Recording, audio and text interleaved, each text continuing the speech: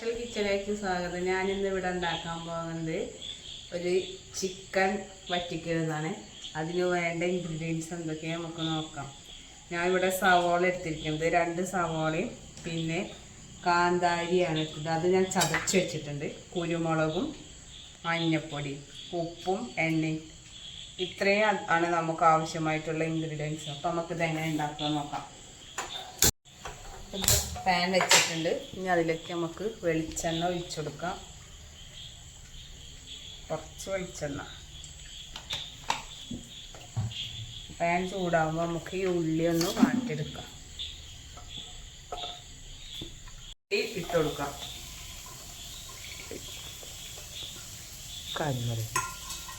ഇട്ടിട്ടുണ്ട്. ഉള്ളി പെട്ടെന്ന് വാടി കിട്ടാൻ. ഉള്ളി ഇങ്ങനെ വാടിയും കൊണ്ട് വരുന്നുണ്ട്.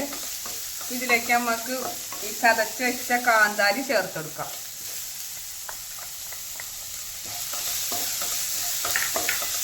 പൊടി കുരുമുളകും കാന്താരിയും കൂടെ ഉള്ള ചിക്കനാണ്.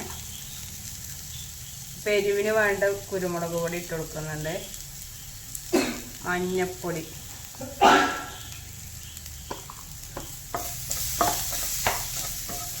ഇതിലേക്ക് നമുക്ക് ചിക്കൻ ഇട്ട് കൊടുക്കാം. ഇതൊന്നും ഇങ്ങോട്ട് ഒരു പച്ചമണക്കം ഒന്ന് പോട്ടെ. ചിക്കൻ ഇട്ട് കൊടുക്കുന്നുണ്ട്.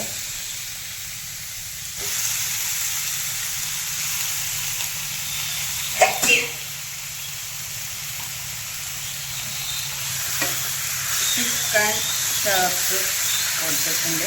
ഇതിലേക്ക് ആവശ്യത്തിന് ഉള്ള ഉപ്പും കൂടെ നമുക്ക് ചേർത്ത് കൊടുക്കാം. കുറച്ച് ഉപ്പ് ഞാൻ നേരത്തെ ഇട്ടിട്ടുണ്ട്. ഇനി കുറച്ച് ഉപ്പ് മതി. ഇനി ഇത് ആവിയിൽ കടന്നിട്ട് വേവണം. അതിന് വെള്ളമൊക്കെ ഇതിൽ ഇറങ്ങി വന്നോളൂ. ഇത് വേവിക്കാം.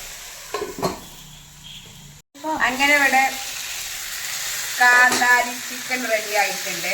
ഇനി അതിലേക്ക് കുറച്ച് വേപ്പില ഇട്ട് കൊടുക്കാം. നല്ലോണം അതിൻ്റെ എണ്ണയൊക്കെ പുറത്തേക്ക് വന്നിട്ടുണ്ട്.